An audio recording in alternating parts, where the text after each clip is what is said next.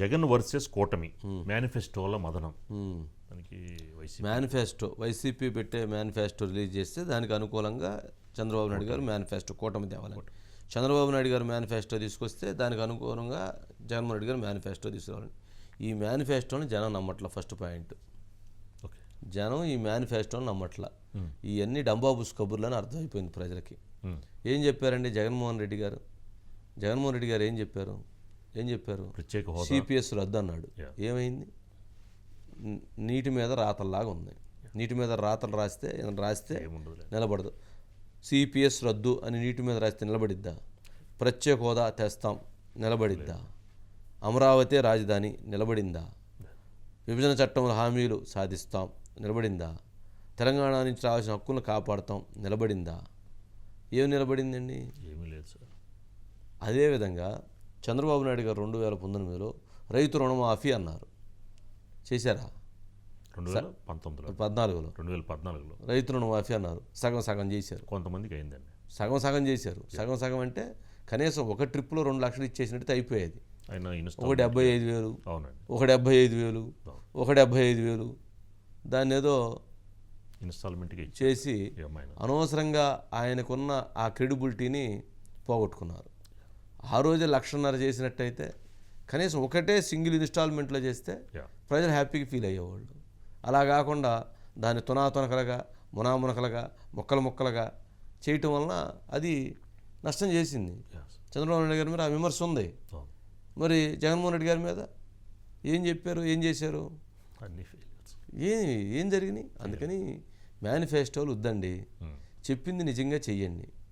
ఏదైతే మీరు చెబుతారో అది చేయటానికి ప్రయత్నం చేయండి. ప్రజలు నమ్ముతారు, ట్రస్ట్ చేస్తారు.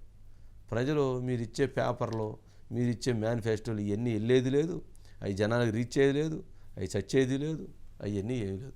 కాకపోతే ఏదైతే మీరు సిలిండర్ చెప్పారండి, సూపర్ 6 అని చెప్పని చంద్రబాబు నాయుడు గారు ఒక 6 హామీలు ఇచ్చారు. ఓకే, ప్రతి మహిళకి ఇంతని, గ్యాస్ అని ఈ క్లియర్గా చెప్పండి. ఆ క్లియర్గా సూపర్ 6 వెళ్ళిపోయింది అంతే, అంతవరకే. జగన్మోహన్ రెడ్డి గారు అని చెప్పాలనుకుంటే ఇది 3 నేను చేస్తాను. ఇప్పుడు 4,000 రూపాయలు అంటున్నారు పెన్షన్ చంద్రబాబు నాయుడు గారు. ఎస్, 4,000 చాలు, ఎక్కువ కోరుకోవట్లా. మీరు వండి మీరు మాకు ముద్దలు కలిపి మీరు నోట్లో పెడతామంటే మేము నమ్మం. మాకు వండుకోవటానికి కావాల్సినటువంటి సదుపాయాలు ఏదైనా రేటు తగ్గిస్తారా, లేదా దేంట్లో సబ్సిడీ ఇస్తారా, ఏదన్నా మాకు ఈ ప్రయోజనం జరిగేది ఇస్తారా, ఒక ఇల్లు ఇస్తారా, ఇదే కోరుకుంటున్నారు. అంతేగాని ప్రజలు మరీ అసలు ఉచితాలు లేకుండా హెల్త్ ఎడ్యుకేషన్ కనుక ఆ రెండింటికి మనం ఫ్రీనెస్ ఇచ్చి మిగతా ఎలా ఉన్నా సరే. ఇప్పుడు గాంధీ మహాత్ముడు గారు మళ్ళీ వచ్చి స్వాతంత్రోద్యమాన్ని ఎలా సాధించారో అలాగా ఈ రాజకీయ నాయకులను సాధించే పనికైతే ఇప్పుడు ఆయన బతకనీరులేండు. ఆయన వచ్చినా కూడా అడ్జస్ట్ అవ్వలేడు, బతకనీరు ఫస్ట్ ముందు. అందుకని ఉచితాలు అనేది రాజకీయ నాయకులు బతకాలి అంటే ఇలాంటివి చెప్పి చెయ్యాలనేది ఒక భావన ఉంది. అనిల్ ఉన్నాడు. అనిల్ ఏంటి అనిల్ మేనిఫెస్టో మాయా? మేనిఫెస్టోలో ఉండే అంశాల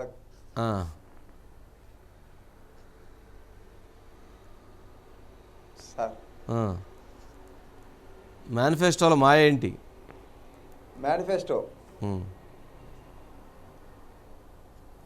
సార్ ఖచ్చితంగా ఇప్పుడు మేనిఫెస్టో పైన ఏపీ ప్రజలకు చర్చ జరుగుతుంది. మేనిఫెస్టో విషయం కంటే కూడా ప్రజలు ఖచ్చితంగా ఇందాక మీరు ఒక మాట అన్నారు, చెప్పినవి చేయండి అయ్యా చాలని భావిస్తూ ఉన్నారు. వీటన్నిటికీ మించి ఏంటంటే ఆంధ్రప్రదేశ్ ప్రజల మధ్యలో ప్రధానంగా ఉంది రాష్ట్ర ఆర్థిక పరిస్థితి, ఇప్పుడున్న స్థితిగతి, అప్పులు.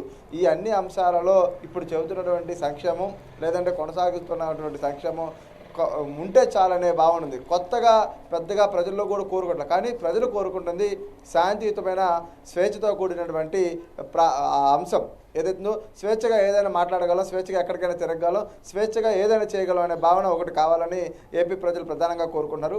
ఉద్యోగులు అయితే 1వ తారీఖు జీతం కోరుకుంటున్నారు.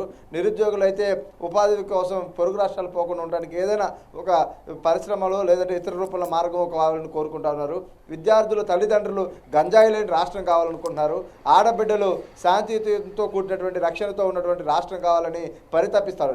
ఇలాంటి అంశాలకే రాష్ట్ర ప్రజలు ప్రాధాన్యత ఇస్తున్న పరిస్థితి ఉంది. ఈ మేనిఫెస్టోల పేరుతో గారడీ చేసే ప్రయత్నాన్ని ప్రజలు పెద్దగా నమ్మరు. ఎందుకంటే ఏ ప్రభుత్వం ఉన్నా గత ప్రభుత్వం చేసిన సంక్షేమాన్ని కొనసాగింపుగా ముందుకు వెళ్ళాలి. 200 రూపాయల పెన్షన్ చంద్రబాబు 1000 రూపాయలు చేశారు. అక్కడ నుంచి 2000 ఆయనే చేస్తే 2000 నుంచి 3000 చేయడానికి 5 ఏళ్ల పాటు జగన్మోహన్ రెడ్డి గారు ప్రయత్నం చేసి తీసుకొచ్చారు. దానిని ఇప్పుడు చంద్రబాబు గారు 4000 చేస్తామంటున్నారు. 4000 ఈసారి వచ్చాయని 5000 చేయాల్సిందే. అంటే ఇది కొనసాగింపు అనమాట.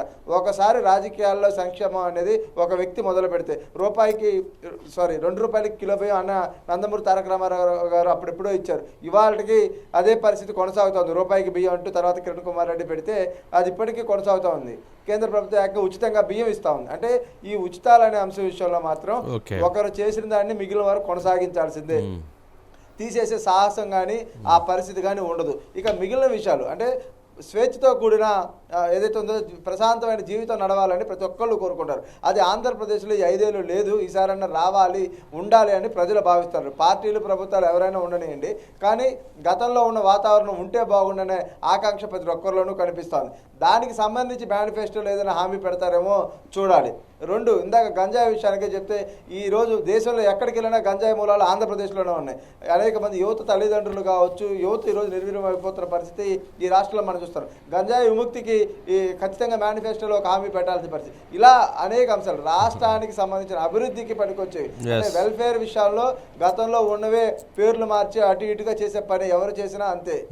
ఎందుకంటే దాదాపు 80s నుంచి అప్పుడే మొదలైంది. 20 పేజీలు ఉండిద్ది మేనిఫెస్టో. ఆ మేనిఫెస్టోకున్న కళ, కాంతి, రూపం, ఆ డిజైన్స్ అన్నీ బాగుంటాయి, కానీ అవి ఆచరణలో అసాధ్యమైనటువంటివన్నీ కూడా మేనిఫెస్టోలో పెట్టిన తర్వాత చూద్దాం. రాకపోతే ఒక రీజను, వస్తే ఒక రీజను, చేయగలిగితే ఒక రీజను, చేయలేకపోతే ఒక రీజను, ఇలాంటివి పెడతారు. ఆ సుప్రీంకోర్టే దాని మీద మాట్లాడింది కదా.